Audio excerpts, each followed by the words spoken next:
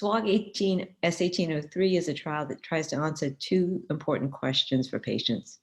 First, the question is, what is the best maintenance strategy in 2020? As everyone knows, lenalidomide is the only FDA drug approved for maintenance therapy to stem cell transplant for myeloma. But since the advent of lenalidomide, we've had many, many new drugs, and specifically Daratumumab, the anti-CD38 antibody. So the first part of the trial is going to answer the question, is adding Daratumumab to lenalidomide a more optimal maintenance in terms of inducing deeper responses as measured by minimal residual disease, or MRD, and longer responses as measured by progression-free survival? And ultimately, does it help improve survival? Because the primary endpoint of the trial is overall survival. The second question it answers, which is something that patients have always asked us, is how long do I need to be on maintenance for?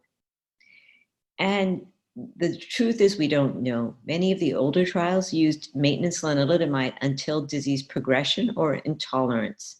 But there may be groups of patients who have such deep responses that they don't need to be on maintenance indefinitely.